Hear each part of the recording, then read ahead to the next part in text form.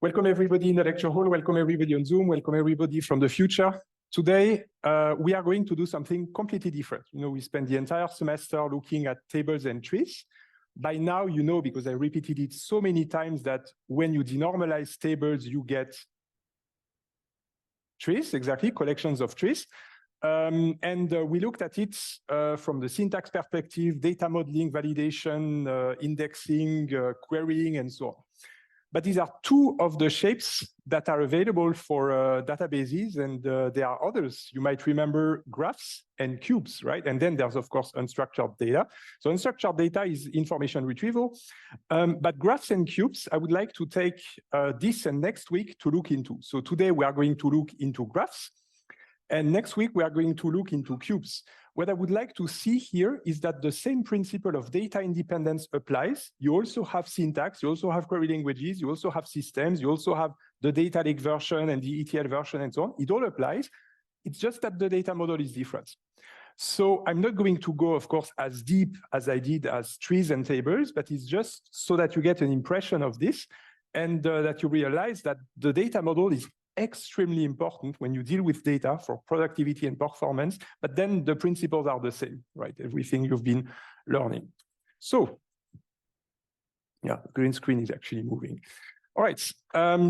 So why do we have graph database? Why do we need other shapes of data? So of course, it depends on what the data looks like, but there are actually reasons.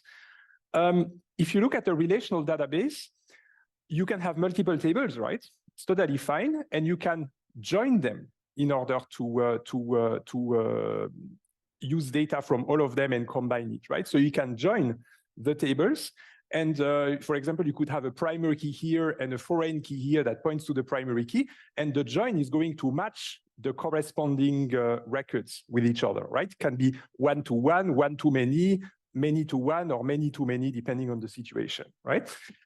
In fact, the most general thing you can imagine in relational database design is that some tables are used for entities, right? Products, customers, and so on. And then you have tables that are just used in order to combine, right? To combine, for example, students and lectures. And here you would just put the correspondence between the students and the lectures. So this is called the entity relationship model. The problem is that in spite of the fact that we can implement joins in a linear fashion, which is absolutely incredible for something that complex, it still has a huge constant factor. So joins are not extremely efficient, right? The idea is that paradoxically, the relational tables, the relational databases are not really good at relationships. So now you might think, okay, but we've solved that problem, right? We've already seen that since joins are expensive, we can just denormalize into collections of trees, and then we have a single big collection with everything, and problem solved, right? But no, the problem is not solved. Because if you think at it more generally in terms of what you want to do with the data, you might have to join not just 2 or 3 tables, but a lot of tables. Maybe in your query, you want to traverse and traverse and traverse and traverse, right? Imagine that you're looking into, I don't know, a genealogy, and you want to look at all the descendants of somebody. So imagine the number of joins you need to do for that. Imagine over 10 or 20 generations. It's not just one join, it's like 20 joins, right? So that's a lot of joins, and that really pushes databases, relational database systems, to the limits, right? Now, you might, if it's just a traversal of a single record, you could have indices, right? You can have hash indices, B+3 indices. They will basically traverse the foreign keys to the primary keys efficiently because you just look up the primary key on the other side, right? So in the case that you don't join the whole table, but you just want for a single records traverse through multiple tables, you can. The problem is that what if you want to do it the reverse direction? What if instead of going for from the foreign key to the primary key, you want to do the opposite? You have a primary key and you're looking for all of the references to that primary key. Now, while you have usually an automatic index to the primary key, you don't typically have an index on the foreign key, right? You could do it manually, but again, you need to request it. That's going to take a space, it's going to take a time to build it. So you would need even more indices, right? If you want to traverse in the opposite direction. So you see that it's not that you can't do it. Of course you can do it, but it's going to be slow. It's going to be inefficient. So is there a way that we can make it more direct? And of course, the answer is yes, because otherwise I wouldn't be telling you all of that. And the secret is index-free adjacency. It's a fancy way of just saying that you just use memory pointers in order to traverse the data, right? So this brings us to graph databases, because graph databases, in fact, are exactly that. It's the idea that instead of using primary keys and foreign keys in tables that are stored all over the place and using joins and indices in order to access the data, instead of that, you just keep the data as a single big graph in the memory of your machine. And when you want to traverse, you just follow the pointers. And you know that following pointers in memory is quite efficient, right? You just traverse, follow the pointers. It's faster than to read from disk. You have random access in memory, so you can almost instantly go anywhere. So you just traverse at memory speed, as fast as you can read memory. Okay, so that's a very simple graph, but imagine a very complex graph, you know, with millions of nodes and rows in all directions, right? That's basically what you can do with a graph database. Now, there are typically two competing paradigms in graph databases.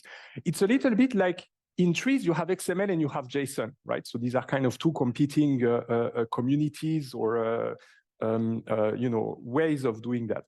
Well, for graph databases, you typically have a community that talks about labeled property graphs.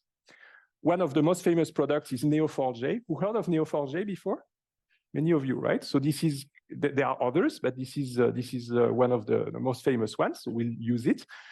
And the other paradigm, very popular with the W3C, the World Wide Web Consortium, is triple stores, right? RDF. Who heard of RDF, triples, and so on? All right, so maybe less of you. It was in trend with you know you've heard of Web3? Yes, you probably think blockchain, right? But in fact, 10 years ago, Web 3.0 wasn't about blockchain. It actually was used for that kind of thing, for the semantic web, Web 3.0. But somehow Web 3 now is just used for a decentralized version of the cloud. All right. But anyway, these are the two paradigms. I'm going to try to talk a little bit about the two of them. I'm going to first focus on Neo4j and the labeled property graph, and then I'll go a little bit to the triple stores. All right. So let's start with the labeled property graph. So if you have followed during the semester and also the lectures on relational database management systems, you know about data independence. I repeated it many times. So it means that before you even think of the physical implementation, or even how do we do it in Java, C++, or whatever language, before that, you need to think with your mathematical hat, right? How do we model that? What is the data model that we use here? For relational tables, the data model was that a table is a collection of records. They have the same attributes on all records. They have consistent types across the records. And you have no nestedness, right? And then you basically get the notion of a relational table with a relational algebra and so on. For trees, we saw that we can just model that with building blocks, like for JSON, it's going to be object, arrays, numbers, and so on. You organize that as a tree. For XML, it's going to be elements, attributes, and so on. So we just need to do the same for graphs. So it's a bit like cooking, right? So we just first gather the ingredients. So what do we need for a graph? Well, if you ask a mathematician in graph theory or even theoretical computer scientist, they will basically tell you for a graph, you need two things. You need the vertices or the nodes and the edges or the rows or the relationships, right? There are many ways of calling them. So we need nodes, and we need edges. Typically, I think they call it V and E, right? V is a set of nodes and E is a set of edges. And then you define E, for example, if it's, let me take that case, sorry, that's an undirected graph. So in that case, E, the set of edges, is just a subset of the Cartesian product of V with V, right? You consider all the possible pairs of nodes, possibly even the same node with itself. And then either the edge is here or it's not there, right? I even here put 2 edges. I really don't know why, but you can also have some version of the graphs with multiple edges at the same place. But anyway, you have the other version that is the directed graph. And in that case, it's just that an arrow has a direction. There is an origin and a destination, right? But basically, this is pretty much it, right? So you just assemble the nodes and the edges, either in a directed way or in an undirected way. Oh, did Moodle didn't work because I thought I uploaded them. I will do it right away. So sit back, relax, follow the lecture. I'll put the slides right away after the lecture, unless, let's do a popular vote. Who would like me to just take a few seconds to check the Moodle? Raise your hand. Okay, who wants me to continue? Okay, I just continue, and right after the lecture, I'll upload them, all right? Sorry? Oh, you're not a co-host, Ellie. Okay. Well, I made someone else a co-host. I granted powers to somebody else as a co-host, right? And you didn't, you know, with great power comes great responsibility, right? Oh, okay. So.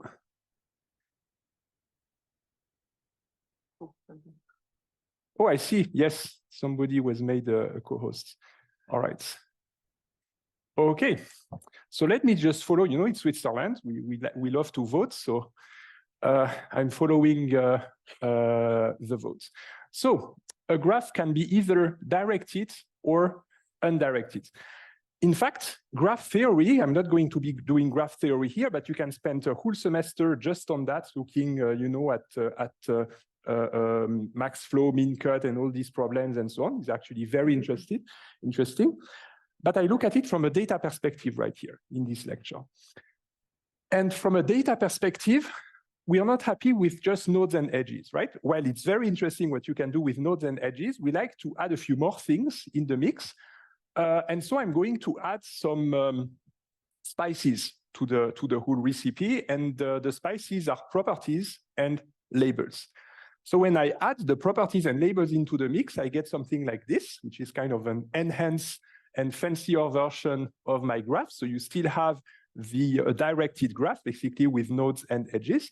But on top of that, on all the nodes and on all the edges, I can have properties and I can have labels. Now I'm going to explain a bit more, but this is the idea. This is called the labeled property graph. So now let's zoom in a little bit on the properties, on the labels, and what it means for the nodes and the edges to have properties and labels. First, what are properties? When the little bubbles that I put in there, I'm going to, since we already spent weeks on JSON, I'm going to just take a shortcut and simplify. Properties are just JSON objects. So imagine that on every node and on every edge, I have a JSON object. These are my properties. However, it's not any JSON object. There are a few restrictions. I think it's just restrictions of the system, you know, that are choices by Neo4j. It doesn't mean that everybody has to have the same restrictions. But basically, we still don't really allow for nestedness, right? So I just want a flat JSON object in there. I think Neo4j might allow you to have things like arrays of integers or arrays of atomic values, but it will not allow you to have nested objects or arrays on objects, right? So think of the properties as a flat JSON object, or if you want, because you know a flat JSON object is also like a relational table record, right? So think of it as a row of a relational database. But instead of drawing the way I put it at the bottom with a flat row, usually people think of it more like what you see on the top with like key values, right? Name Einstein, first name Albert, profession physicist, and so on. So it's just a key value model. For whom is that clear? All right. So we have a flat JSON object attached at every single node and edge. Could be empty, of course. You can also not put anything, but generally, it's flat JSON objects. Okay. Now, that's the properties, but there's also labels. So in addition, if I look at a single node right here, I have the properties. I can also have one or more or zero labels. For example, this node right here that has the name Einstein, the first name Albert, and the profession physicist, I also label it as a person, and I label it as in Switzerland. Right? It's not the only country that, of course, he was in, but just for the explanation. Right? So I have two labels there, person and in Switzerland. Now, it seems to be coming out of nowhere, right? Why do we have properties? Why do we have labels? And what usually helps, and maybe now you're going to have an aha moment, I'm going to show you how you can kind of map between relational tables and graph databases. For trees, I already showed you, right? The relational tables, they mapped to homogeneous collections of flat trees, right? So this is how it maps. So how can we map? If I take a relational table, how would I store it as a graph, right? So this is how it goes. If I take the relational table that I have right here on the right, and I try to squeeze it into a graph database, this is how it's going to look like. I'm going to create a node for every record. So I have 3 records in here. So I'm creating one node, one node, one node, 3 of them. The name of the relation I'm going to use as a label on each node. So I stamp here scientist, scientist, scientist, right? So this is how I know that they are all from the same relational table. Then I'm going to take my attributes and the values that go with them and put them as properties right here. Right? So technically, this is what I get. I get 3 nodes stamped as scientists, and I have here my key values in that case. Of course, this is one way. If I have a relational table, I can do that. But in the other direction, it might not work because maybe I'm not going to have the same attributes. Maybe I'm going to have plenty of different labels and so on. But at least in one direction, I can do it easily. Who now, if I give you any different relational table, any other relational table, who could create the graph? Right? Okay, awesome. So 1 node per record, the key values coming from the attributes squeezed into properties, and then the name of the table, scientist. Now, the beauty of it is that if I have 10 relational tables, then I would just have 10 labels, but the nodes, they're all mixed. Because since you stamp them with the labels, you will remember what table they belong to. So you can just merge them all in a single big graph, right? So if you have 10 tables, you're going to get a single big graph. There's just going to be 10 different labels in there. For whom is that clear? Right? All right. Okay.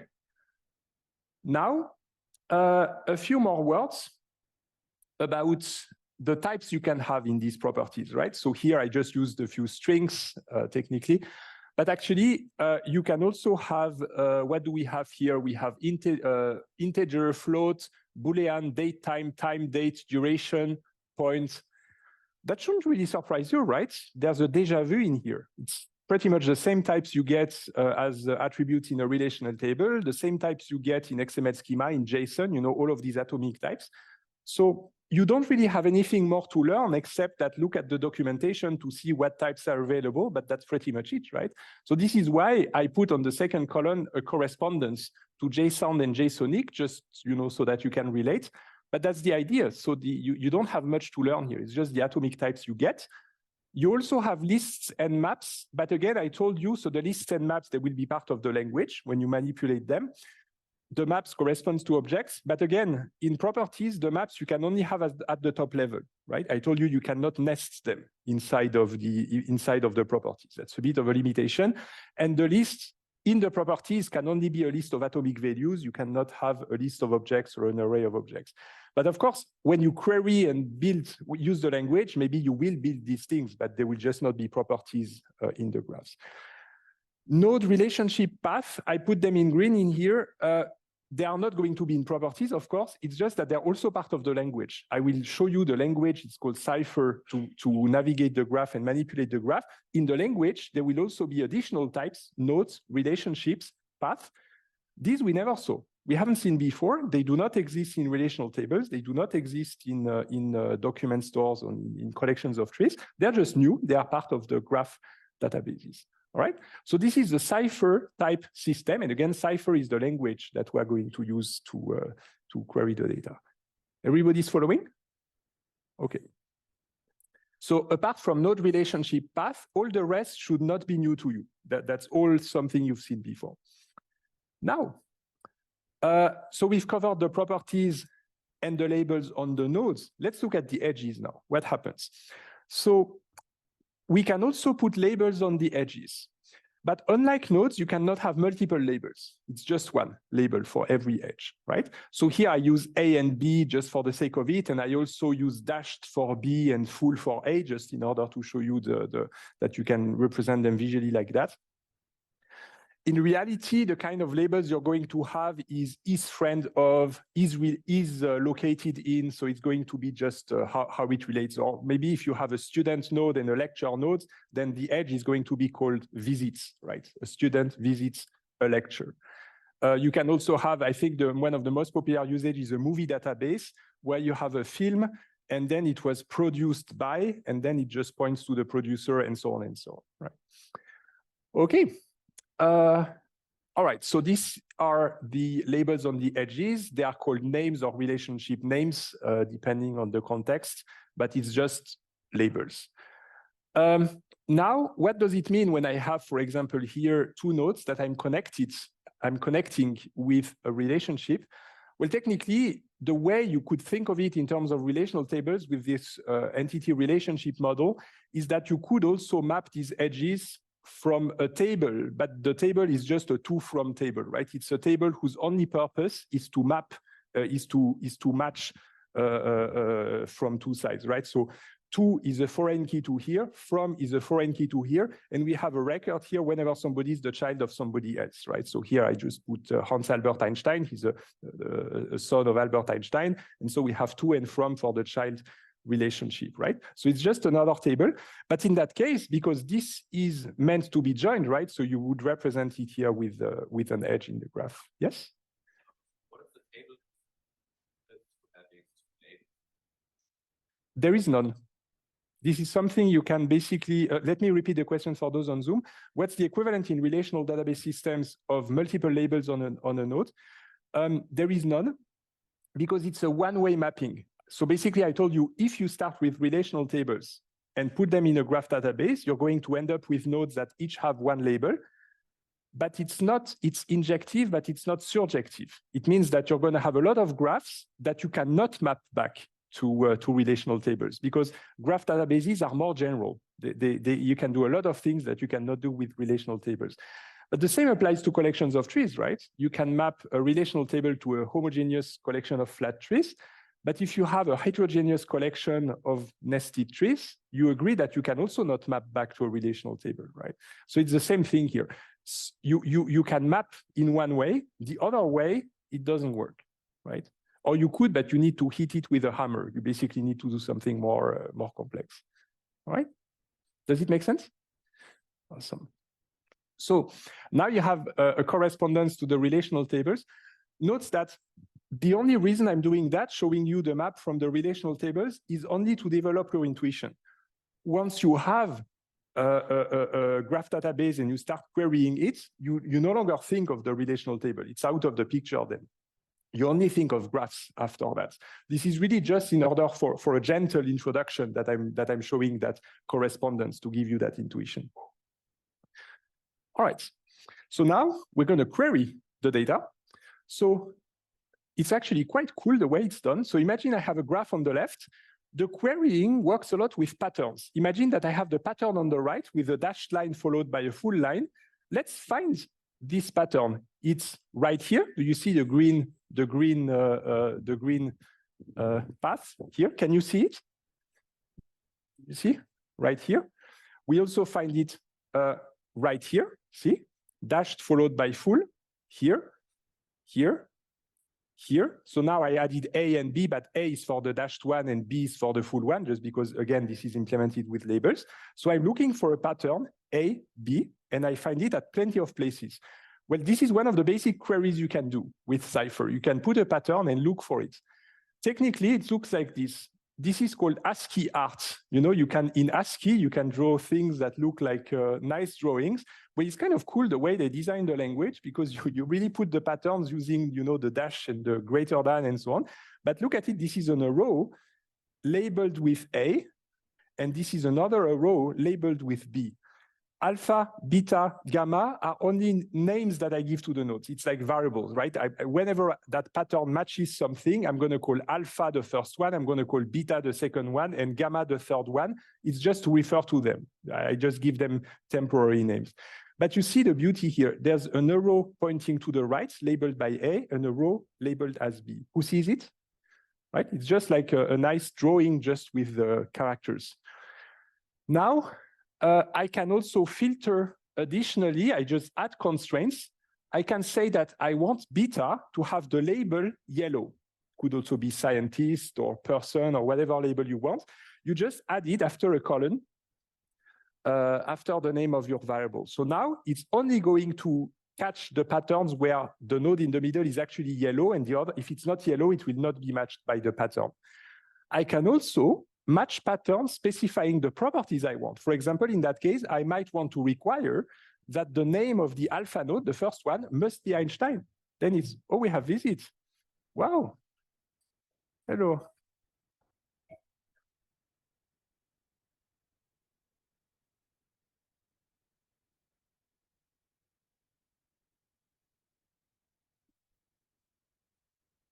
Hello, thank you for visiting us. Do you want a microphone? We have people, let's take one. Or maybe you can use this. Yeah, we have people on Zoom too. Oh. Who are, yeah. Hello, everyone. We're from the Association, and we wish you a Merry Christmas and Happy Samichlaus. And we have a lot of chocolate and nuts and like goodies for you. But first, you have to recite a poem in your best possible Swiss German accent for everyone to get the chocolate. I have to do it with a Swiss German accent. Yes. Okay. Okay. Yes. Let me try. Let me try. Wait. Oh, I don't use the microphone. Can I do the Lorelei? Sure, yeah. Okay, I'm going to try with this one. Mit Swiss German accent. Yeah, I'm going to try. Ich weiß nicht, was soll es bedeuten, dass ich so traurig bin. Ein Märchen aus alten Zeiten, das kommt mir nicht aus dem Sinn. Die Luft ist kühl und es dunkelt und ruhig fließt der Rhein. Der Gipfel des Berges funkelt im Abendsonnenschein. Die schönste Jungfrau sitzt dort oben wunderbar. Ihr goldenes Geschmeide blitzet. Sie kämmt ihr goldenes Haar. Sie kämmt mit goldenem Krame und singt das Lied dabei. Es hat eine wundersame, gewaltige Melodie. Den Schiffer im kleinen Schiffe, erwischt es mit wildem Weh. Er schaut nicht in die Felsenriffe, er schaut hinauf in die Höhe. Ich glaube, am Ende, die Wellen verschlingen Schiffer und Kran. Und das hat mit ihrem Singen die Lorelei getan. Ja.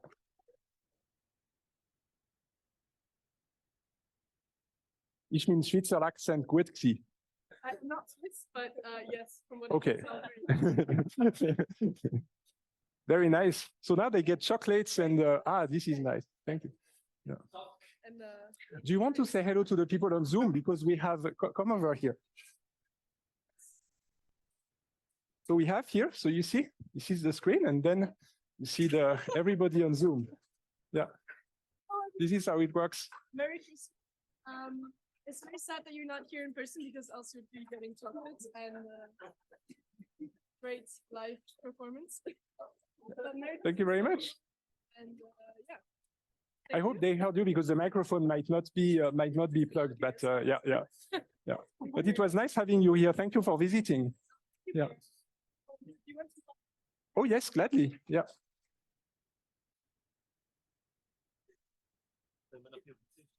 Wow, that's a lot. Thank you very much. Yeah. Wow.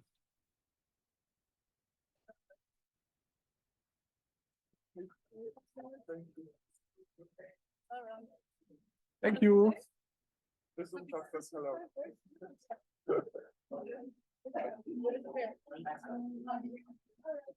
Thank you for visiting. Bye-bye. Thank you.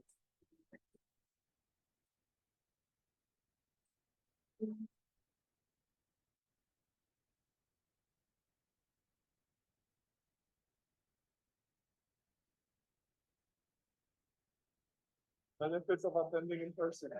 Sorry? Benefits of attending in person. Oh yes, exactly. The benefits of attending in person. Yeah, if you had been in the lecture hall, you would have had chocolate. You see everything they brought us. All right. I'm glad I had a matching colors. All right. So we have a few minutes left. So let's now continue. But now you can do it while eating chocolate. So you can filter in that graph right here with the pattern. Now adding another constraint, but this time on a property. So now you're requiring that node alpha must have as its property for name, it must have Einstein, right? So you're just saying your constraint in terms of labels and properties. And then the system, Neo4j, will match the pattern depending on your constraints right there. You can also specify both. So you can say, I want gamma to have a label blue and name ETH, right? You can also reverse, that's the beauty of ASCII art. Now you can reverse the arrow from right to left and now say you want a delta that now is pointing to gamma, right? And it's going to map to this right here, right? You see delta right here, the arrow is reversed. You can also reuse variables. So now you have a loop, right? It's actually a loop, an undirected loop, reusing alpha here and here. And here is really just forcing the pattern to match a loop like this, right? And you can also have paths of various lengths. So you can say, I want a path from alpha to beta, but it has to be between 1 and 4. And for example, this path is going to be found, right? So there's a lot of bells and whistles in the language that you can use to do that. Who is following? Right? Awesome. So it's just like this. You draw your pattern. Now, the pattern in itself is going to be nested. Yes, go ahead. Maybe. Sounds like in a worst case scenario, you would have to traverse the whole graph to get your answer. Yes, absolutely. So this is basically, it's a different system, but a system like Neo4j is very good at that. It's very, very good at that, much better than a relational database would be. Scale then if the graph gets huge. That's a recent problem. It's been very recently solved. You use sharding. So people, I think Oracle was one of the first to do that. There is a way to shard graphs, right? So I will tell you a bit about that, but not too much into details. But we will have people from Oracle next week. So maybe they'll tell you a little bit about that next Wednesday, right? But this is very recent. This is really now the cutting edge that we have of graph databases. So just 4 years ago, it still didn't exist. You could not shard graphs, but now we managed to scale them. Even in Spark, you have a library called GraphX that allows you to also execute graphs on top of Spark, right? But right now, it's just the logical model, right? It's just on the high level. All right. So now, what's very funny when you look at the world of databases is that whenever people design a system, and they have a query language, the query language has to look like SQL because that way the marketing people can advertise it like, oh, we have a language, it's just like SQL. But typically what it means to be just like SQL is mostly that you have these uppercase keywords, right? Just like select from where, and now it's match return, right? Well, in fact, I will show you there's also a link with the JSONic flower expressions. But in that case, for example, you say, okay, match this pattern. It's going to iterate over all the possibilities of the graph. And for every match, it's going to return gamma. So that's going to be this node, right? And the type of what's returned is a node. It's really a node. And then you can manipulate it with a host language to extract its properties and labels. You have a where clause that shouldn't surprise you, right? So it allows you to filter further. So now you can filter for name equals Einstein. Note that, yes, go ahead. No, JSONic is just for trees, right? So really the idea is every language is optimized for a specific shape. SQL is for tables, JSONic is for trees, Cipher is for graphs. But they still have a lot of design in common, right? But every language is for one specific shape. So JSONic is totally incapable of dealing with graphs, right? Okay, but that's a good question because that's really the intuition I would like to give you.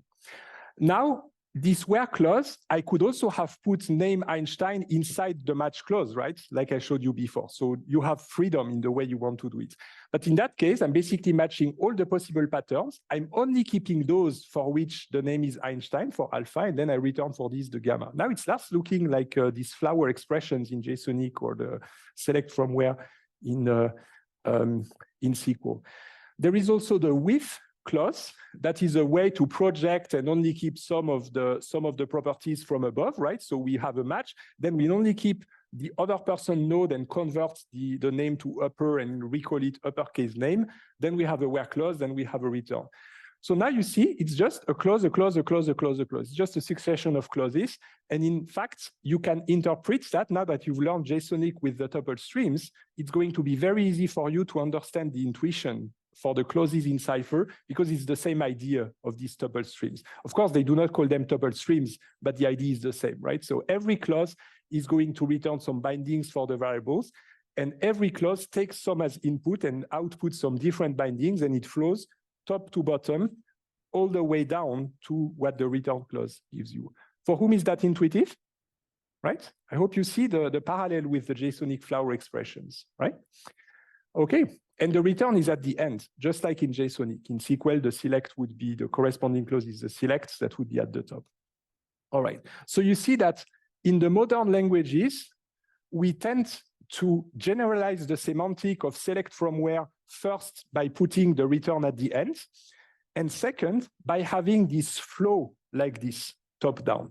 That is now all the modern languages tend to do something like this. So if you design new languages, it's a good idea to also kind of keep this kind of design. We also have updating queries, so you can create a new node. So it's just going to add this to the database. You can also merge. Merge is a bit like create, but if it already exists, it's not going to create new nodes, right? It's only going to insert the delta of what you don't have yet. For example, if Einstein was already in there, that command would only add the university and the edge, but it wouldn't add yet another Einstein because that's already there, right? So that's what the merge does, okay? And you have plenty more clauses: remove, create, unwind, delete, order by, limit for each, skip, set, union, and so on and so on. I even put union twice.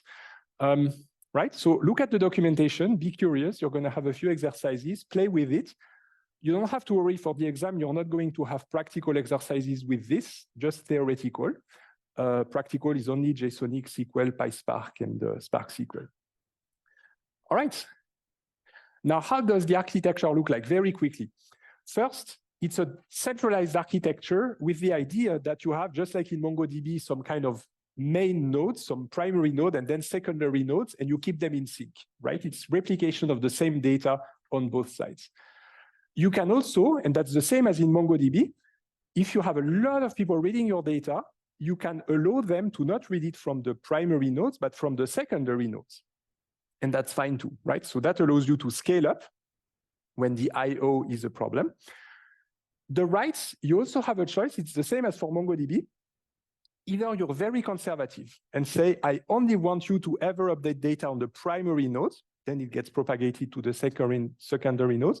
Or if you really get a lot of updates, you can allow updates to the secondary nodes, and then it will kind of sync, but then you end up with something like eventual consistency kind of mechanism, unless you want to block the whole system while you write, but then it doesn't make sense to write to a replica, to a secondary node, right? So typically, if you allow writing to replicas, you typically relax the consistency constraints to eventual consistency, right? That's the CAP theorem. All right, and now, and that's the question you asked earlier, sharding, very recently solved. And the idea is that in order to shard, that seems to be the secret that they discovered, you kind of put all the nodes and edges on one machine, all the nodes and edges on another machine. And what happens is that these here you have on both machines. So these are copied so that you can traverse this on one or the other machine, and then you just continue on the other machine. So this is kind of how sharding is done. It is very difficult, very complex. It's very recent that it's been solved. And you have an optional reading with the paper. It's called PGXD that explains to you how this is done, if you're curious, right? So it's called Neo4j Fabric. Dates back to 2020 for Neo4j. But again, I think the first were Oracle with PGXD.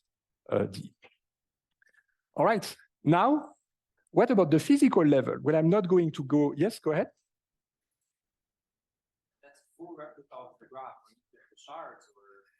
Here, yes, but once you shard, it's different. Then you start being like in MongoDB, where you have a primary and secondaries for every single shard, right? Does it answer your question? Yeah, okay. Okay, now a few words on the physical level. So the idea is that in memory it's going to be pointers, objects and pointers, maybe Java or C++ objects, if it's implemented with Java or C++, and on disk it's going to be files. So how do you store the labels of a node? Just as a linked list of labels, strings. How do you store the properties of a node? As a linked list of key value pairs. How do you store the edges? As a doubly linked list of edges, right? So you can go back and forth to, it's like you're at a roundabout driving and you just drive around like looking for the exit that you want. So this is kind of the roundabout implementation, except that this is a roundabout where you can drive both ways. You don't have to go only one way. All right, so you see now how you navigate the graph. You basically use these like roundabouts. At every node, you have a roundabout, and then you select your exit, navigate to the next node, again, a roundabout, and so on. So imagine your graph as a huge network of roundabouts, right? For whom is that clear? Right? This is how it works, and these are all pointers and linked lists in memory and double linked lists in memory. So now, basically, how it's implemented is that every node has an S previous and a T previous and a S next and a T next. S is the previous exit of the roundabout of the source. S next is the next exit of the roundabout of the source. T previous is the previous exit of the roundabout of the target, and T next is the next exit of the roundabout of the target, right? Just imagine again yourself driving with roundabouts. For storing on disk, it's just files. You just store a list of nodes, a list of relationships. I'm not going to go into the syntax, but it's just lists of whatever you store. But we store them separately. There is a file for the nodes. There is a file for the relationships. There is a file for the labels. There is a file for the properties, and additional stores. So this is for the strings and the arrays, because if it's an integer, it's fixed length. So this is very efficient to store, but the strings can have variable lengths and the arrays can have variable lengths. So this is why you store them separately, right? And you only store in the main property store the fixed length values, right? To keep it easy to look up. This is it for Neo4j, right? So Neo4j, labeled property graphs. This is how it works, and you'll have exercises on that. Quickly, a few words on RDF. I will probably finish next week. RDF is a little bit different. RDF views a graph like a set of triples. It's basically like a list of the edges, and every edge has the source node, a property, and the target node, right? It's called subject, property, object. A triple store, that's why it's called triple, because subject, property, object. What is a triple store physically, logically? It is a huge list of triples. Imagine a billion triples like that. And when you assemble the triples, you just get a gigantic graph. This is what RDF is about, right? Now, what are the nodes in RDF? Three kinds of them. You have resources. Hello, resources. We've seen them. It's URIs. We've seen them as namespaces. We've seen them in HTTP and so on. Well, that's not surprising because it's the W3C, right? And they are the ones who also design HTTP, HTML, and so on. So they absolutely love URIs. So you can use URIs to identify ETH, Zurich, so whatever you have in the real world. Second, you have the literals, can be a number, a string, like all the atomic types. And third, a blank node that you don't give any name. For example, the ground on which ETH is built, you don't give it any name, you just use a blank node, right? And so basically, I'm summarizing what you can have where. As a subject, you can have a URI or a blank node. As a property, only a URI that says is located in and so on, but as a URI. And the object can be a URI, a literal, a blank node. An object can be a literal, for example, to say the population of Switzerland is 8 million, then you're going to have Switzerland, population, and then the literal 8 million, for example. All right? So I'm going to stop here for today. There's just a few more slides that I'll finish next week. We'll look at data cubes next week, and then we'll celebrate the end of the semester the week after that. Thank you very much, everybody. I hope I didn't scare you with my Swiss German accent, and I will see you next week. Enjoy the exercises. Thank you.